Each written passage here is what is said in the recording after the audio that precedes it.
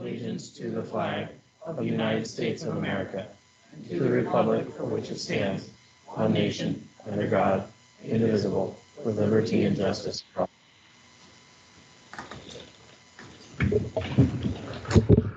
Julie, roll call, please. Mayor Mahler, Present. Councillor Gerson, Present. Councillor Trask, Present. Councillor Gorley, Present. Councillor Coleman, Present. Councillor Sanchez, Here. Councillor Richards. Present. Let the record show all 7 present and none absent. Councillor Richards is calling in this evening. At that said, would you go ahead and read the statement for online?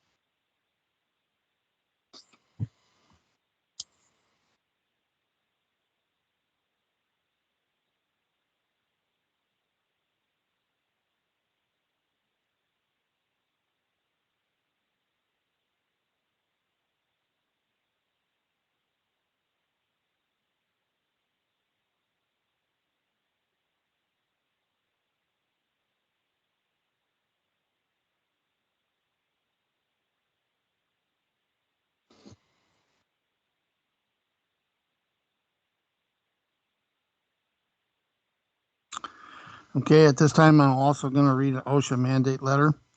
In order to avoid unnecessary fines for Oregon OSHA for violating the governor's mask mandate, like to note that there are signs requesting people to wear a mask at the entrance of the building.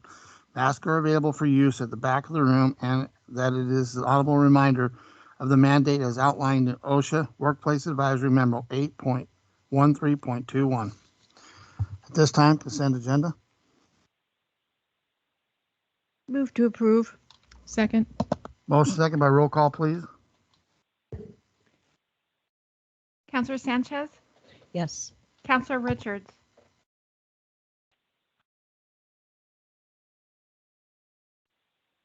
Yes. Mayor Mahler, Yes. Councillor Gerson, Yes. Councillor Trask, Yes. Councillor Gorley, Yes. Councillor Coleman. Yes. Let the record show we have 7 ayes, no nays, approval of consent agenda. At this time, recognition of visitors adhering to petitions. We have a new officer for swearing in this evening. At this time, I'll turn that over for the new swearing in. Thank you, Mr. Mayor. Jeff, do you want to do some introductions for us, Chief? Somewhat awkward, I guess, but we're excited to be here tonight, and this is again one of my favorite times that I have as the chief is when we get to bring on a new officer, and we started bringing them before you for the swearing-in ceremony so that you can see them, become familiar with them, and I'd like to introduce Tyler Robinson, who will be our newest officer. Come on up, Tyler.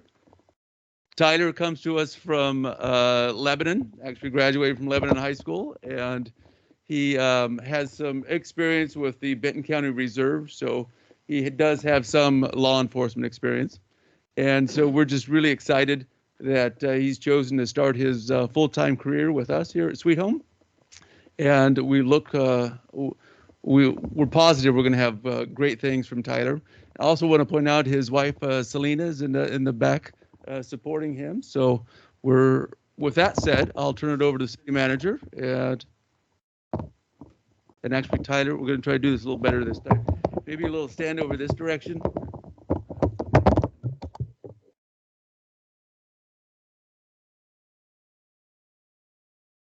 There we go. Ready? You raise your right hand, please. I, Tyler Robinson, I, Tyler Robinson, do solemnly swear that I will support the Constitution of the United States of America, do solemnly swear that I will support the Constitution of the United States of America, the Constitution and laws of the State of Oregon, the Constitution and laws of the State of Oregon, the laws and ordinances of the City of Sweet Home, the laws and ordinances of the City of Sweet Home, and the rules and regulations of the Sweet Home Police Department, and the rules and regulations of the Sweet Home Police Department, and that I will well and faithfully discharge the duties of the office to which I have been appointed, and that I will well and faithfully discharge the duties of the office to which I have been appointed in and for the City of Sweet Home, in and for the City of Sweet Home, according to law and to the best of my ability. according to law and to the best of my ability. Congratulations.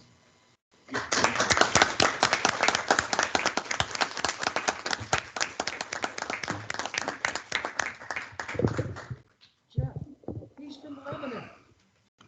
What are you thinking? We're a regional community.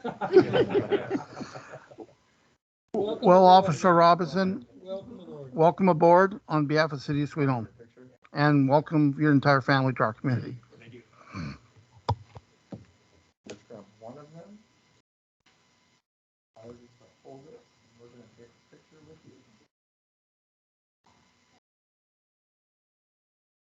I promise I'm smiling under my mask.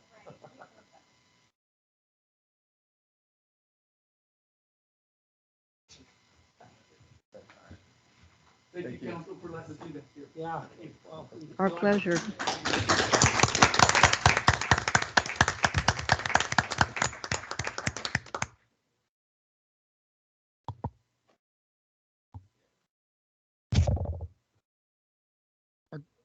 At this time, any visitors would like to come forth, be heard before council?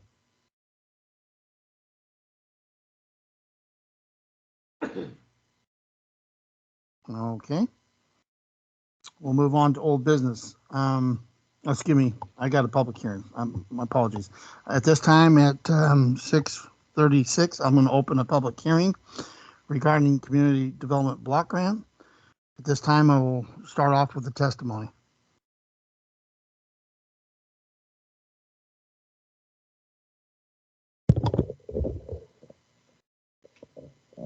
Thank you, Mr. Mayor. This is we've done something similar to this before regarding to the Dev Northwest. I was under the impression they would be here. They are? Oh, okay. She is online. Fantastic. Are you on there with us, Liza?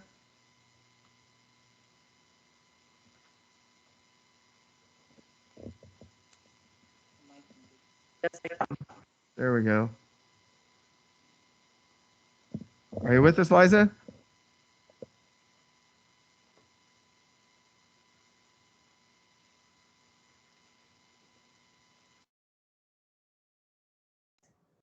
How's that? There we go. Okay. Jeez, sorry. I'm with you. Are you ready for me to read my little spiel? Yeah, we've got your slides here. We're on your opening slide, if you can see the screen, and Yes, I can see that. Yeah. and I think we can turn it over to you and get moving. Okay. Good evening, Mayor Mahler and council members. I'm Liza Newcomb, Home Repair Manager from Dev Northwest. The Community Development Block Grant sponsored by the city in 2019 is complete, and I'm here to report on the success we've had helping homeowners in Lynn County. 18 projects located in Lebanon, Sweet Home, and rural Lynn County were undertaken, supporting 28 individuals. In spite of COVID delays and shutdowns, we provided $377,871 in block grant funds for construction, including 10 grants to homeowners in parks. The work included roofing, siding, windows, doors, bathroom repairs and remodels, plumbing repairs and upgrades, including new service lines, heating replacements, electrical upgrades, including new service lines and panels, and interior and exterior painting. For many of our projects, we were fortunate to partner with Community Services Consortium. They provided weatherization services to our mutual clients, which brought even more value to each project.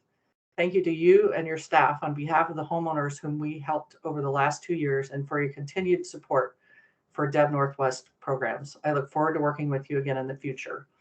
So this is one of the houses that we worked on in Lebanon. And you can see that's a pretty startling transformation from beginning to end. We removed and replaced the roofing, insulated the walls, replaced some siding, installed new gutters, fixed dry rot, foundation repairs, replaced the water service line, and we provided electrical fixes.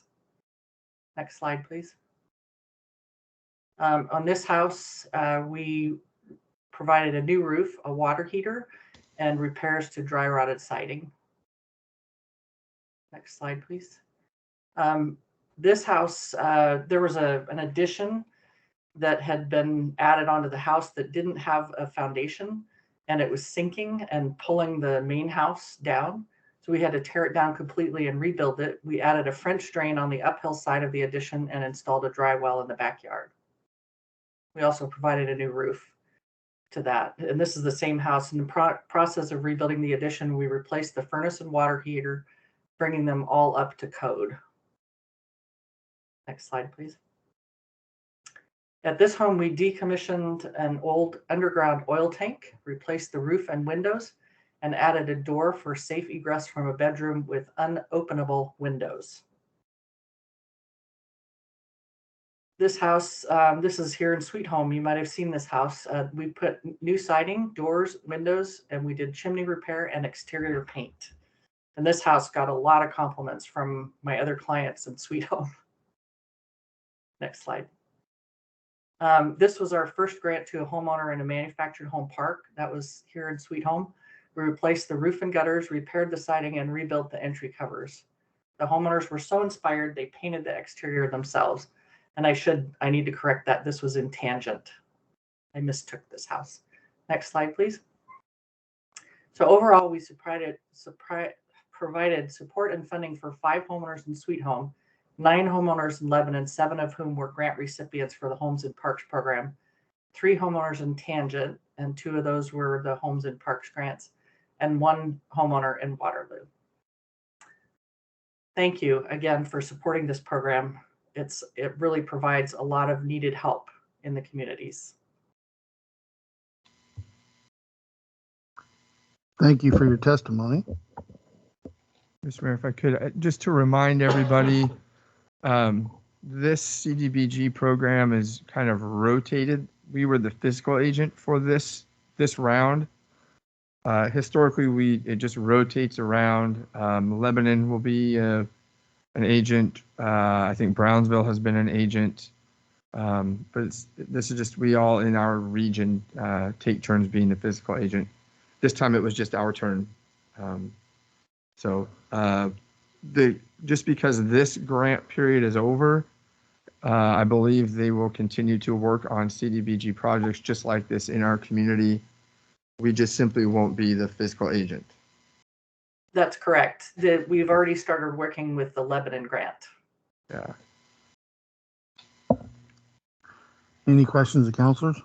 Ray, I'm not sure, but how do you find people to do this for? I mean, I know you probably have to put in some sort of a request, but I mean, like in Sweet Home, there's plenty of them around, obviously. But yeah, so we put information out on our website. We put information out on there are ads in the local newspapers, flyers distributed to areas around town, Facebook, social media. We put all kinds of information out regarding these programs, trying to reach people, and then they would apply for this program through Dev Northwest. Okay, all right. Any other questions? Okay, at this time, I will open this up for public comment. Any public comment regarding this?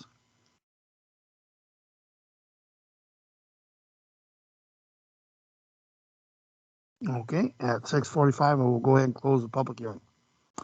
And now we'll move on to old business. RCA for water treatment plant, finished water and backwash pumping improvement project. Thank you, Mr. Mayor. Trish is going to come and fill you in on this. This is a project we've been discussing for quite some time. And I'll let Trish give you the kind of rehash all of the history and tell you where we're currently at.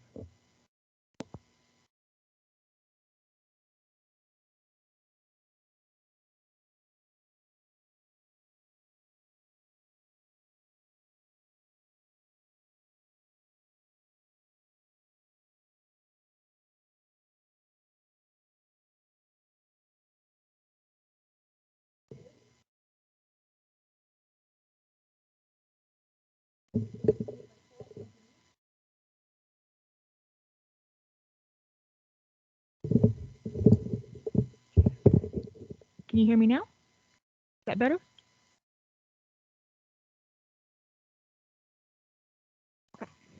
Bids closed December 14th, and we had 7 bidders. The low bidder was Pacific Excavation with a bid of $273,800. Several of the bids appear significantly lower than the engineer's estimate, but that's because we pre-ordered approximately $160,000 of owner-supplied equipment. So that's why they look lower. The total project is pretty close to the engineer's estimate. And tonight we are requesting council authorization to award the contract to Pacific Excavation. Any questions, council?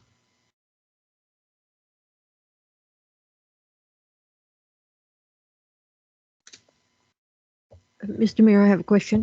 So Trish, the bid is $273,800, right? Yes. And then you said we ordered another 109, whatever. So it's pretty close to the 500,000 that we budgeted. Is that correct? Is that what you're saying? Yes. Okay, thank you.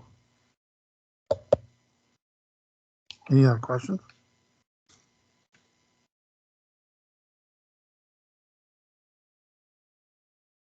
Any council directive?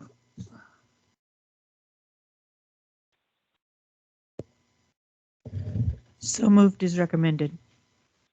I'll second that. Motion and second by roll call, please.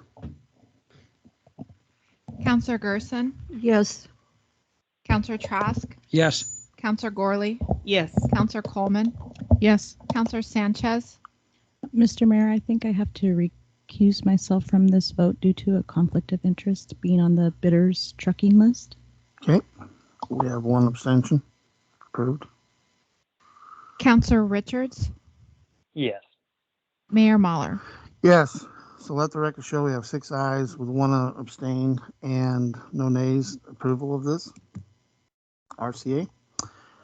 Moving now on to RCA, resolution number 3 for 2022, City Hall Annex. Thank you, Mr. Mayor. This is on page 386 of your council packet. That's just kind of funny to say. As you'll recall, some time ago, the council, we agreed to gift the old City Hall Annex to the City of Detroit in their wildfire recovery efforts. The city for various reasons, we couldn't find someone to move it. We struggled to do that. The City of Detroit also struggled on their end to find somebody.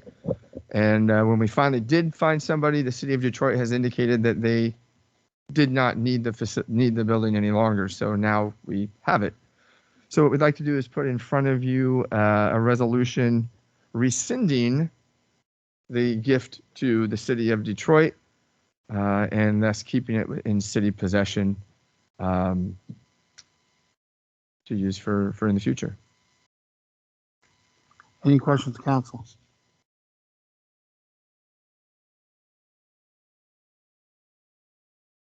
Council directive. Mr. Mayor, I'll go with option 1 and make a motion to approve resolution number 3 for 2022. Second. Motion and second, all by roll call, please.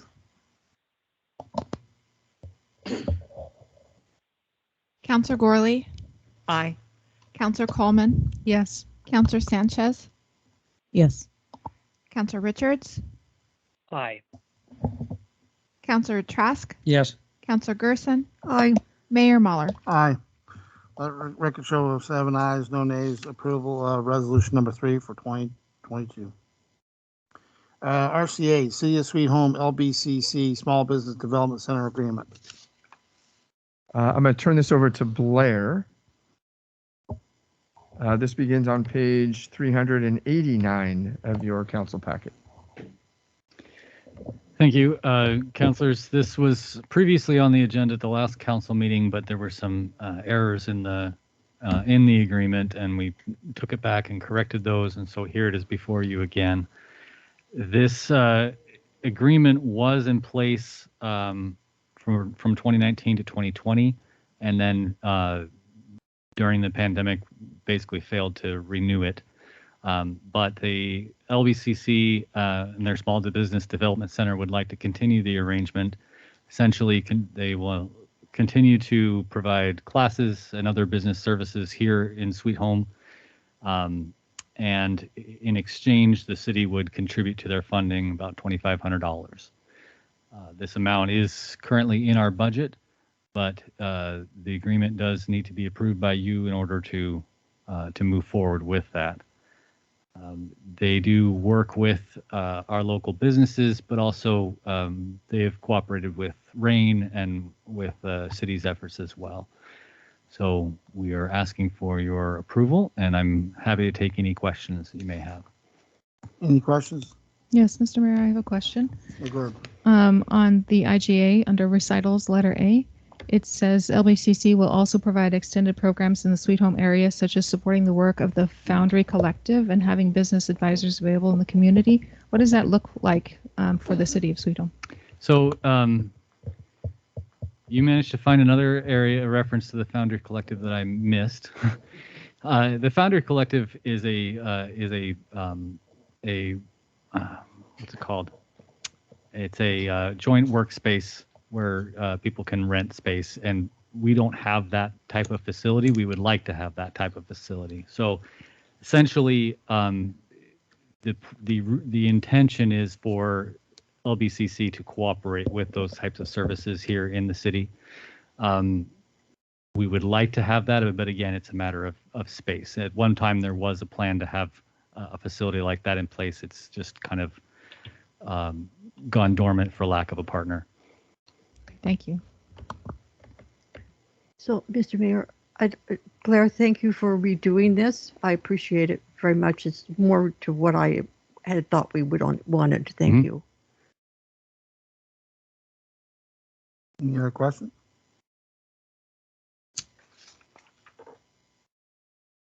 Council directive.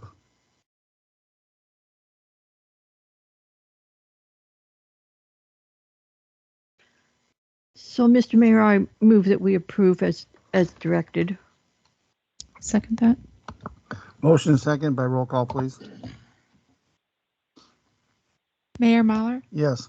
Councilor Gerson, Yes. Councilor Trask, Yes. Councilor Gorley, Yes. Councilor Coleman, Yes. Councilor Sanchez, Yes. Councilor Richards. Yes. Let the record show we have 7 ayes, no nays, approval of the LBCC Small Business Development Agreement. Now moving on to temporary managed homeless facility location. Thank you, Mr. Mayor. Staff and the Community Health Committee met last week to discuss a temporary site for a managed homeless, I'm going to call it outreach and resource facility. I think you're all aware that the county has been working with us on a piece of property. They went so far as noticing and holding a public hearing to gift the city the property for this purpose. We have been working with them on developing that with their parks department in an effort to also create an RV dump station in the area. In our youthful enthusiasm, we have discovered that property was also part of the old mill site and has not been a part of the cleanup efforts. And so that property currently is undergoing study, and essentially the county has begun to do a phase 1 study of that property. So we do not know how long it's going to take for that property to be given an NFA. So in the meantime, we're looking at a temporary facility. It could be a matter of a couple months to a couple years before that property is available to us. So the Community Health Committee looked long and hard at different things. We even reached out to some private property owners about leasing property in different locations. But essentially everybody has centered on actually right here behind City Hall in our fenced in area as being the best location we could place the facility right now. Councilor Gorley is the chair of that committee and had asked people to compile a list of pros and cons. And I don't know if she wants to share that list with you at this point or say anything.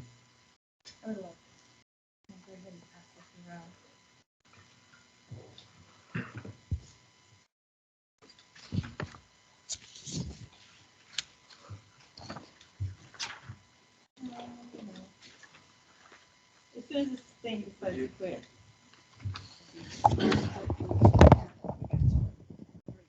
Thank you. I appreciate that. So we're still stuck in the same scenario that as people come into Sweet Home, we have a problem with putting our best foot forward. And you know that when you look in communities that are being successful, their main street looks better than ours.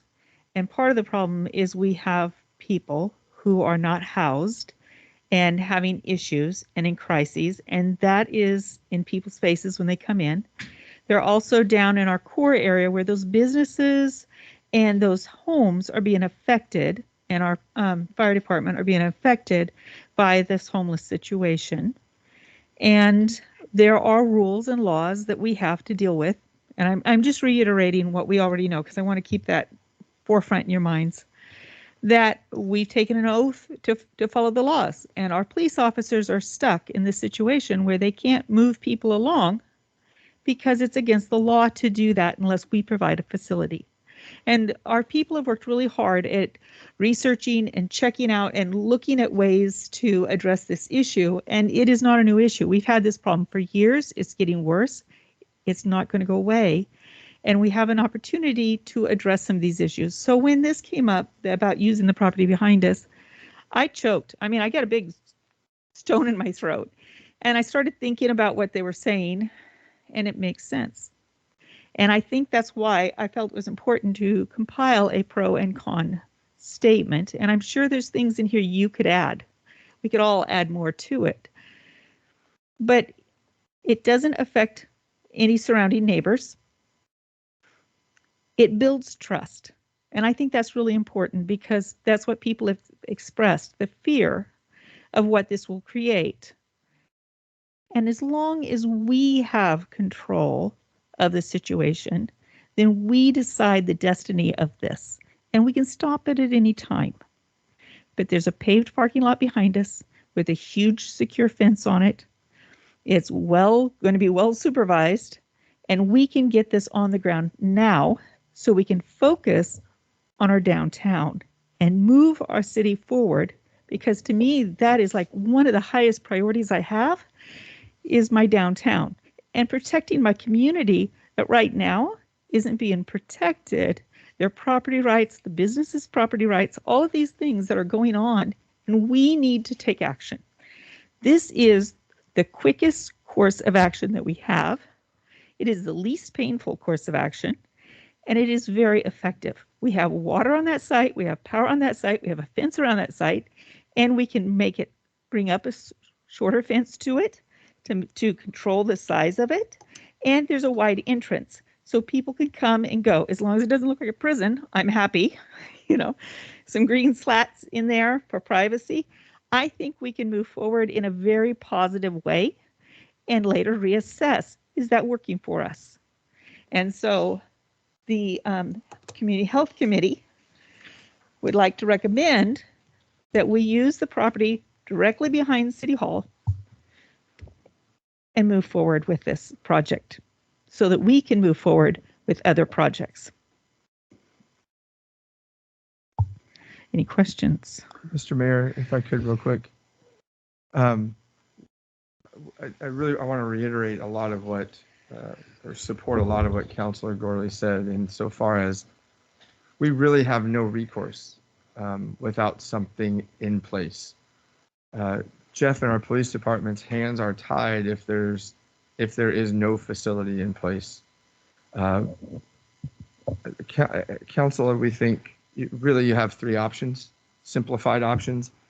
Number one is do nothing, and we have some pictures of what do nothing looks like. This is do nothing. This is what we saw across the street from the library this last summer. This is where I was receiving phone calls and complaints from young mothers who were afraid to take their children into the library. This is what you saw around town in various places. This is do nothing, where they have kind of free reign. They could sleep in our parks. We've invested a lot of time and effort into making, particularly at this point, Sankey Park a place that people want to spend time in. The police department really wouldn't have any ability to enforce any of those camping ordinances if you do nothing. The other option is to designate an area for homeless camping, which is really kind of what we're doing right now. And I think we have pictures of what's going on behind our old City Hall building on the next slide, I believe. This is what we're facing now. Last week, we actually had a person in a tent where their tent caught on fire and they lost everything they had. Surprisingly, a few days later, that same person almost had another fire outside their new tent. But this is what you'll see around an unmanaged facility. The third option is to have a hand in a managed facility. And I want to make sure that we all understand nobody's advocating for an unmanaged facility. A managed facility would look quite different. A couple of counselors and some members in the community visited at such a facility in Walla Walla. This is what a managed facility looks like. It's orderly, it's clean, it has rules which would include no alcohol and no drug use, or no alcohol and no drugs inside the facility. Amongst other rules they would have to follow as well. It has to be kept neat and orderly. The whole point here, and I think Councilor Gorley hit the nail on the head, is we need to mitigate the impacts of homelessness on our community. And the only way that we as an organization can do that is if we have some place ready to go for them. The Community Health Committee has been working really hard with the Family Assistance and Resource Center, or the FAC, on devising a contract and an agreement in which FAC would operate the facility in a manner that is agreeable to the City Council. You will see a copy of an agreement that you would approve, which would have a listing of expectations. You would get input into that agreement before it's approved. And Walla Walla has had tremendous success with this. Keep in mind, Walla Walla is wine country. Their entire economy is based on tourism and having a pleasant downtown to be in. And their business community couldn't be happier because you don't see this in their downtown area. Other places are going to Walla Walla and modeling what they do. And actually, Chief and Sean have found, you got a packet that we printed out for you, and I think there's some more available there. It's an independent study done by an organization called the Discovery Institute. And if you can open that to page 2 in the executive summary, there are 7 bullet points in there. And when the Chief and Sean saw this, it was like, oh, this is what we're talking about. These are the things we need to do. And those 7 things are what this would accomplish, or several of them, not all of them. It needs to have enforcement, and that's what we're trying to do for our police department. There needs to be a strict ban on public camping, and that's what we want to be able to do under the laws in the state of Oregon. So, those, I think, are your 3 choices in a nutshell, in the most simple of terms. And so with that, I guess staff is, we also have some, Joe has worked today to put together a map for you. I think is also on a slide, kind of demonstrate what it might look like. The little tiny squares and on the left-hand side there would be these little Conestoga huts. They're about 8 by 13, I believe, is what they measure. We would then have FAC has already secured a mobile shower unit. And then we would work with FAC on securing, at least temporarily, a mobile office unit for them to utilize. That thick black line would indicate potentially a fence line, which by adding that, and there would also be some lighting, as you can see. Everything to the left of that black line in this back parking lot area would be utilized for this facility. Theoretically at this point anyways. We have some I think the next picture, you can go ahead, Legia, kind of backs out and kind of shows you how it all sits within our facility. And again, still very conceptual. None of this is set in stone. We just wanted to give the council and the community something they could visualize to kind of see what we're talking about. And then I think the next slide is a spreadsheet. Maybe? There we go. Oh, Brennan, can you move that window over there? Oh, Legia, can you move that window? There we go. So we're estimating this project to cost a total of somewhere between 57 and, let's say, or excuse me, 63 and I'm going to call that $80,000. Well, this is Joe's back of the napkin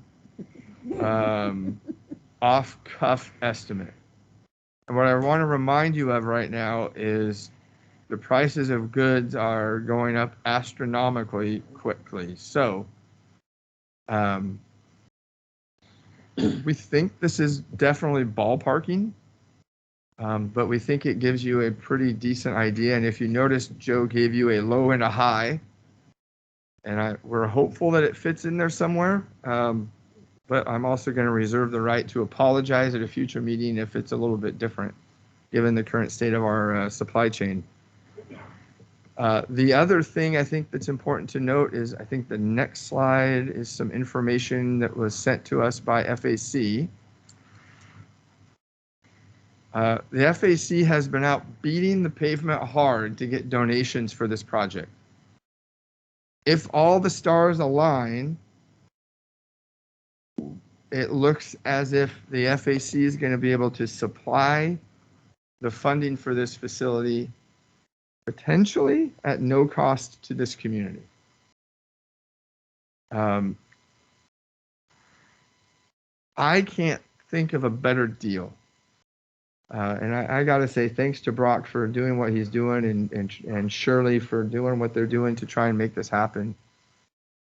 But we wanted to give you guys some, at least in the council and the community, at least an idea of what we're looking at, and give you just as much information as we could prior to getting a decision from you. Is there one more slide? No? Okay. I don't know. I just want to make sure we're not ready to miss one. So with that, we're happy to answer questions from the council, and some of our answers might be we're not sure, we don't know yet, quite honestly, and we would try to bring those answers to you at a later date. Now, did that, I went so quick, did that include the cost of the huts? Let's go back to the spreadsheet. I see fence, gates, utilities, and electrical. I don't believe it did. It's just prepping the site. Okay. I believe the FAC has been working on not only the donations of the materials with, is it fair to say, a large corporate entity that does a private donor and then trying to utilize volunteer labor. We're looking at about 60,000 for the huts. Again, like he said, the prices of stuff is just all over the place, but we have budget for the huts definitely. Now that, Our contingency is the huts need to be in place.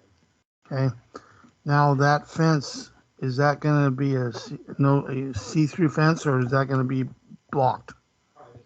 Privacy fence, okay. Mr. Mayor, could you could you go to the place where the people that are going to donate money, that sheet for me, please? Oh, sorry. The donation sheet. You know what bothers me is there's no county number on there and there's no state number on there. That's disturbing to me. If I could point you to point number 7 in this list. And if you look on page, the corresponding page for bullet point number 7, which would be page 10, I think that answers your question of how to fix that. I'll believe it when I see it if they're going to give money. Again, I know what you're saying. What's I a get it. county and state number? These are essentially FAC numbers. These funds belong to Family Assistance and Resource Center Group, and we're dedicating these funds. So I'm not sure it's not funds from anybody else, things like that. So these are, what we do is we open the robe, and we believe in transparency in our funds and funding. So this is our budget essentially for this year for this facility, our funds, and this is, it also includes our other funds for doing outreach for all of Lane County. Mr. Mayor, so are there options for grant money from the state and the? There is. We've applied to one that we missed, or were denied, but I am working with the procurement officer with what they call a direct, a direct giving with the procurement officer. That won't be until February. In that particular grant, I requested about $726,000. I'm hearing another $110 million. There's quite a bit of funding right now. And our group is, I think we had Jessica look up, we've got about 8 more grants we'll be applying in the next 3 or 4 months. Well, they'll probably buy motels for those in the big cities. And just, so I have a thing called a private donor. So this is an individual that is a friend. I requested about 30,000. He says, well, what do you need? What do you need? And I said, well, because of cost overruns, and he's given me a check for $100,000, and I'm having a conversation with him about ongoing funding, perpetual funding for this particular facility, depending if it's approved or not. The other difficulty is until we have a site, we actually can't apply for a lot of funding. So we're in that kind of dilemma as well when it comes to facilities and emergency services and other services. We do have also an outstanding grant with the county. They've revised how grants are given by the state. And so they're going to individual entities, and then we'll bring it back to the city or state, county, and then city later. And it's really kind of messing things up. And we did apply for some other grants there as well. So before you is a clear path to a solution. And I want to commend all of the staff, all the committee members, all of the people who have been working on this for a very long time. And I think this is a viable solution. I think it's one that gets us where we want to be. It gives buy-in from us because it's going to be here, and it will pull the people out of the neighborhoods and out of the businesses way so they can do their business and have control of their property again. And this is how we can get there. So the question is this new site acceptable? Any additional questions to council? So, Mr. Mayor, I think that this is a very manageable place for us to house this resource center. Hoping we deal with it as an outreach resource center.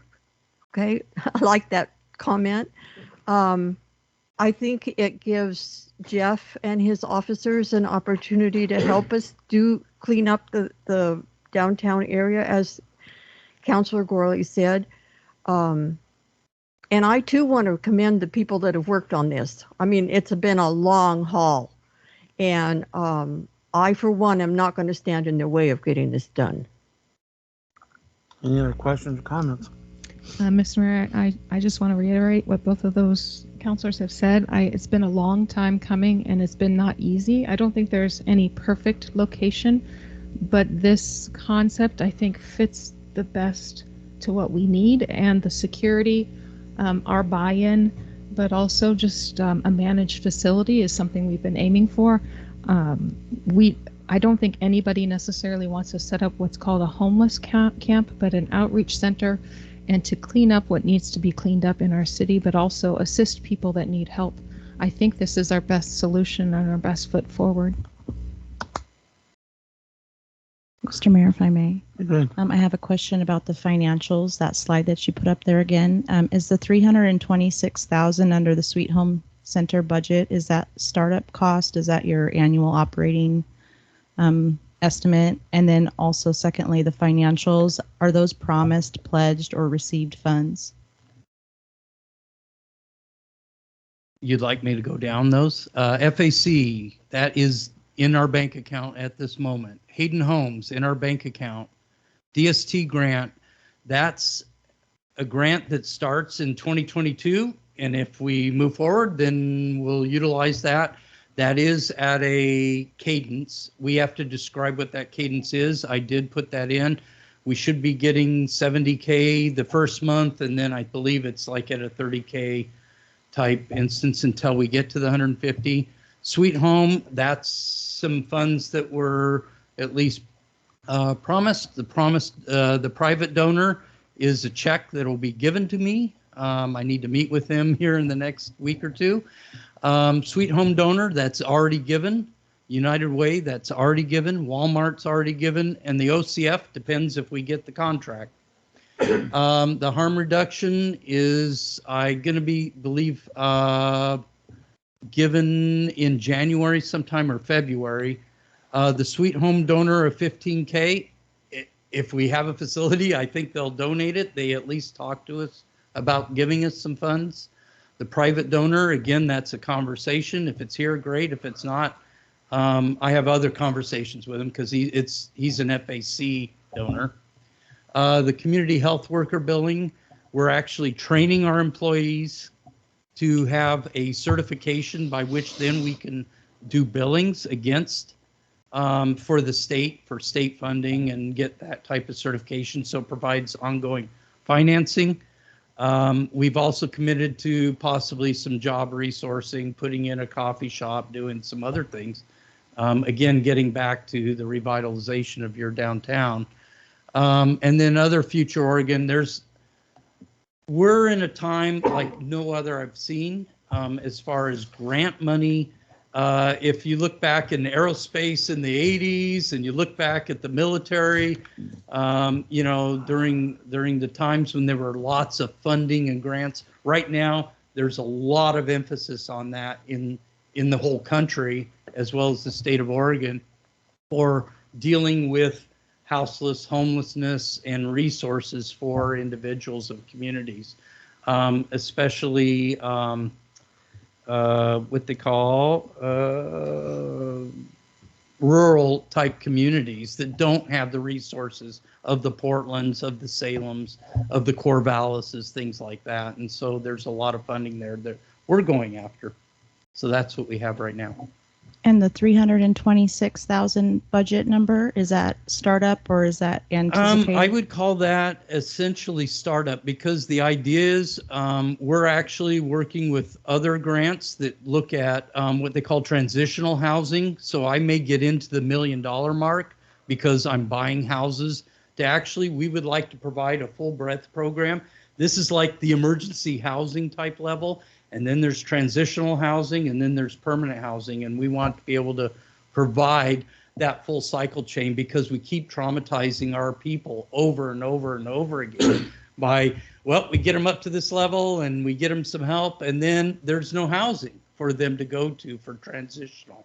And there's no permanent for folks like this. So we're trying to provide the full cycle chain. So the budget will change eventually and grow for us. So is that including the site prep of the, what was it, 80,000? I believe that 326 does include site prep, but we're in for a penny, in for a pound. And if not, we'll just, we'll take our toys and we'll go find another solution. So with all that being said, it sounds to me like you're still $120,000 short, actually $100,000 short from your startup budget. So the 150,000. So 80 plus 326 is around the 400, right? The 150,000 from the DST grant is not received yet. It's in progress. That is a given grant. It's already committed. We already have the 150. It's at what cadence do we request it at for the entire year? Okay, copy. That makes sense now. And then that so changes. all the 403 is committed. Okay, perfect. That Thank is you. committed. Everything that is applied for and below isn't committed for. Okay, perfect. Thank you. So it looks like you're under budget now. Thank you. We'll see. I'll believe it when I see it. Mr. Mayor, if I could, G, could you bring up the shot of the places where the mess was and the way it was? Wherever that met. Yeah, okay. So now you see what we have there. And then I want you to go to the Walla Walla place, if you could, please. Now that's the options you have. Okay, I don't like this. I don't think anybody in this room probably really likes it very much. But if we can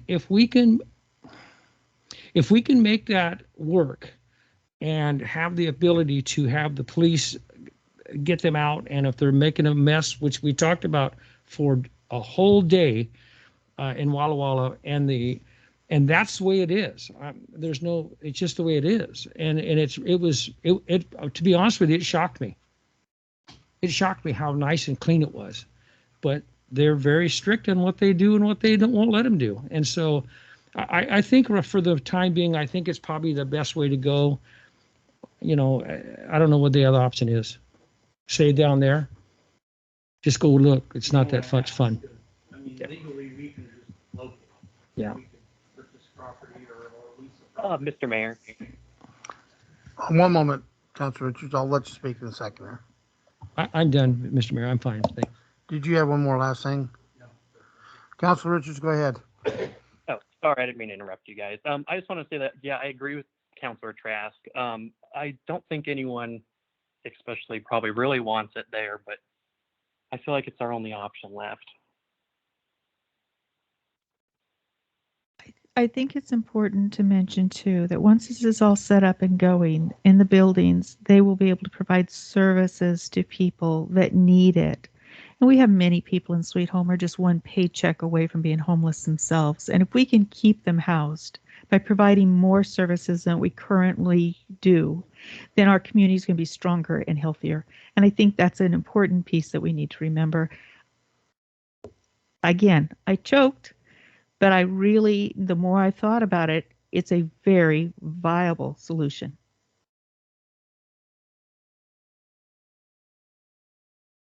Any other comments, questions? Just one quick one for me. It's not just services for the homeless. We provide services for your community. We do a lot of consulting with the elderly. We help with power bills because we work with our various partners, and we handed out a resource book, but we work with all those partners to help your community and to provide your community resources. So it's not just the homeless. Thank you. At this time, I need a consensus. We'll start with Angelina. I think it's a great opportunity and it builds trust within the community, and I support it being on City Hall property. Mr. Mayor, I do too. I just, I'm hoping that it doesn't be a permanent situation, but it's the option that we have and the only one we have right now, so. I'm a yes. I'm a yes. I'm a yes. Yes. Since it's the only option, I'm a yes. Okay, you have a consensus. Thank you very much. We will be back to you. The goal is that at our meeting next Monday night for the Community Health Committee, to have the draft agreement pretty much hammered out by the end of that meeting. We'd love to get it on then that agenda later in the week for your next council meeting to review and approve. Probably worst case scenario, it would be on the agenda for the first meeting in February. One thing that the Community Health Committee was pretty adamant about, though, was that we wouldn't begin moving people into the facility until it was completed. Our goal is to get it completed as quickly as possible so that we can start doing the work that we can do. So we'll when that comes back to you, we'll have quotes, bids, much more solid numbers, hopefully, than Joe's back of the napkin estimates. You'll have another shot at this, and the public will have another opportunity to see exactly what those expectations are going to be. Okay, sounds good. And again, this was just a consensus this evening. I struck resolution number 1 for 2022 under new business. Needed further work, and so that will be coming back to council at a later date. Moving on to request for council action, resolution number 2 for 2022, adoption of 2022 Sweet Home Public Library Policy Manual. Again, thank you, Mr. Mayor. This begins on page 423 of your council packet. I'm going to go ahead and turn this over to Library Director Daisy. Hi. So I know that there was an update to the library policy manual approved back in March, I believe. Since I am new here as of August, I just wanted to bring the manual itself up to date and change a few things.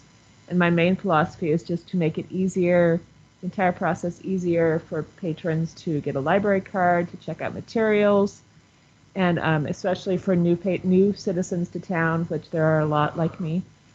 Just make it simpler for them to get the library card. And then also the main thing I think in here is changing the age that you can get the library card to 5 years old instead of 7.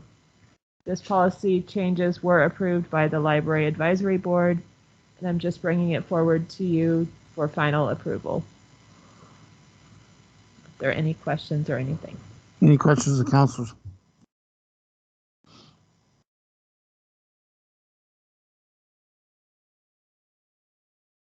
Okay, council directive.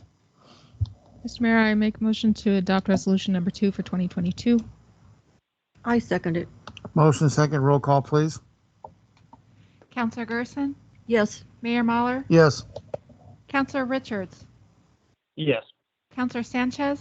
Yes. Counselor Coleman? Yes. Counselor Gorley? Yes. Counselor Trask? Yes.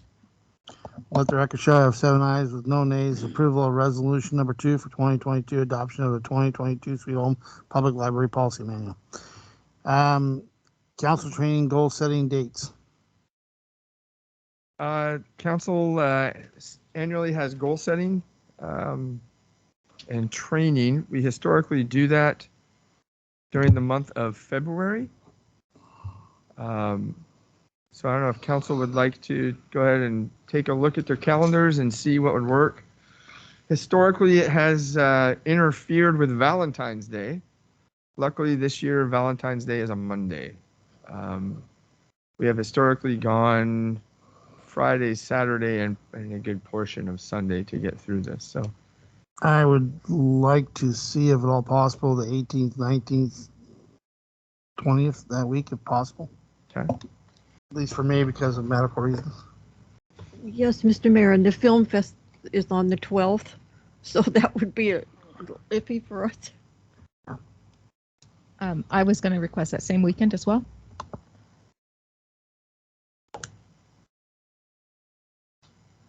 I don't know if that'll fit into my budget. I'm just saying, you're- I don't know.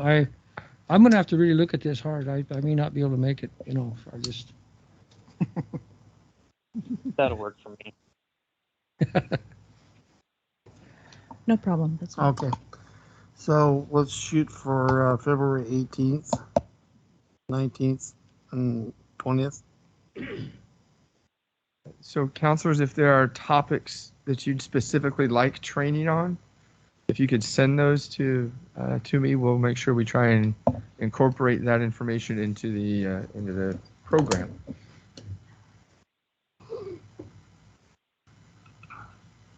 So you're talking about, Mr. Mayor, you're talking about Friday evening, Saturday and Sunday? Correct. My motion would be to cut that down just to Saturday. I'm sure that would be your motion, Councilor Trask. Oh, shoot. Okay. Any further? I have no ordinance bills, and let's move on to reports of committees. Any report of committees? Mr. Mayor, the Showcase Committee is not on here, but I just wanted to say that the film festival will take place on February 12th. Tomorrow, the high school art posters will be posted in the City Hall and around the community advertising it. The last I heard, we had 130 entries for the film festival. Oh, sorry. Did it not work? Sorry. We had 130 entries on the film festival. So I don't know if they all fit the criteria, but that's pretty exciting. So save the date. Any other committee reports? Okay.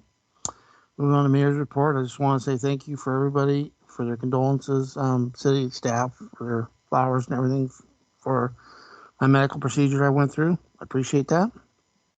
I got 2 more coming up, but appreciate the support. City manager's report. Essentially, we're embarking upon the beginning of budget season, so we as staff are formulating budgets for presentation to the budget committee, and of course that includes you as a council. So that's Brandon's favorite time of year.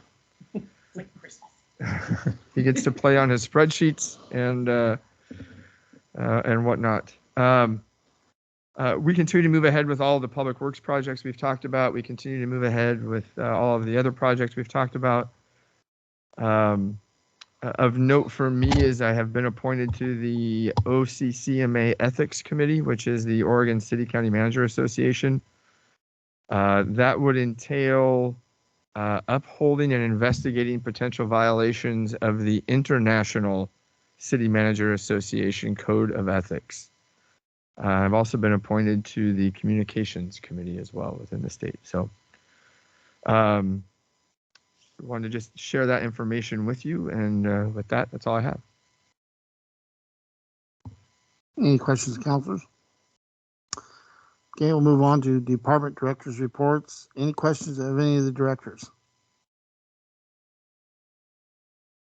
Okay, we do have Public Works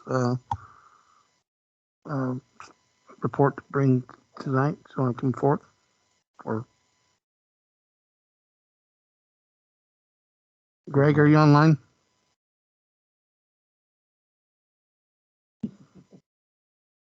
Okay. Greg, are you there? I am online, but they won't release my camera, just released my microphone. So I am here. Baby steps, Greg, baby steps. You don't want to look at me anyway. So I can't see the screen. So we're going to, Trish, if Trish is still there, we're going to kind of tag team this a little bit. I want to bring up a couple of pictures. With last week's rain, we received quite a bit of calls at Public Works, not just for this particular area, but Long Street. And so I kind of want to recap a little bit on some of the things that we did down there on Tamarack, and I will let Trish kind of show a new tool that we have that will show some of the storm drain systems and how it relates to this neighborhood. If I can go to the next picture, I don't know who has control. You can see these two intakes. In this picture right here, you can see the two pipes to the left, and you can see the older or the rust-colored grates above the newer concrete. This is how the structure initially was. And the way the water would come through this creek. Now this intake is adjacent to Tamarack. It is on maybe 60, 70 yards down past Tamarack on 18th. And so what happens in the past, before this newer catch basin was installed, it would equally split at this creek, allowing flow to go into a large storm drain line on 18th that goes out to Santiam River, with the other flow splitting going down to the neighborhoods, which is west of Tamarack and also south of 18th, which includes Poplar, 10th, and it goes into Canyon Creek, I believe, or Cotton Creek, excuse me. So what Dominic and staff did is they dug down into the pipe and they put at a lower level a new intake structure. We have dropped this intake structure down 8 to 10 inches. And so what happens now when we're getting the larger flows, we're taking the majority of it and sending it down 18th all the way to the creek, instead of it being fully split and going down into the neighborhood. What we do to plan, and it did work, this last rain, we got probably quite a bit of rain, not as much overnight as we did that event that we got last year, but over a period of time, we got a lot of bit of rain, and I know a lot of people were concerned. But I just wanted to show you some of the efforts that we have had and have done with this. And another thing that the staff did was that 18-inch line that goes down to Santiam River, it had a lot of debris. When that event happened last year, it pushed a lot of just like wood and just stuff that had been sitting on the ground, a lot of different debris down in there. It took staff quite a few weeks off and on and working on that throughout the summer to get that completely cleaned. And they did get removed a lot of that debris that got in there. We also found during that cleaning efforts and our CCTV efforts and cammering efforts that we found at Willow Street and at Yucca that whoever constructed this back whenever, we have to look at our records, that the sewer lines run through the base of the storm drain. So you've got a pipe with storm drains going, or sewer lines going through the storm drain. So we know this. We know we have to do a lot of work to keep that maintained. So what we plan to do after we get through this rainy season is we're going to come back in and we're going to put concrete and some riprap and kind of make an overflow that basically directs everything into the 18th. And then when the levels get up high, it will allow the secondary piping to take some of that off of there. The other things that the crews did is a lot of brush removal up to the areas we could along Poplar, so in Cotton Creek. So we got a lot amount of rain. We were monitoring the situations in that neighborhood, and we feel the efforts that we did were successful. So I think there might be one more slide of showing the water if the video was there going in there. But if not, then I'll let Trish come up and kind of show how that line runs real quick.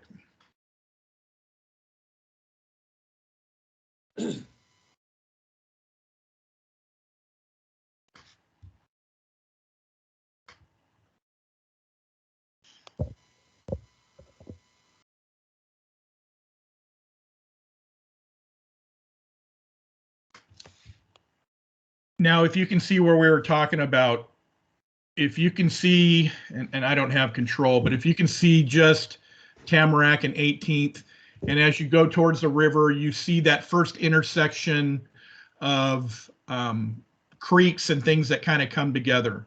That is where those two pipes were, where it was completely split, allowing half flow going into the neighborhood while the other half going down the creek. We have now changed that elevation forcing the larger amount of flow to go down, get into the creek and get out of our town. So we felt it was an easy option to do and something that we could do inexpensively and quickly, especially since we don't really, for this fiscal year, have a lot of money yet with stormwater. We were only getting $1 a year. So that work was all done in-house by Dominic and staff, and they did a really good job. So thank you, Trish.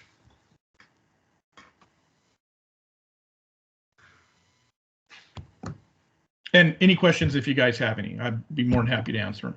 Any questions, councilors?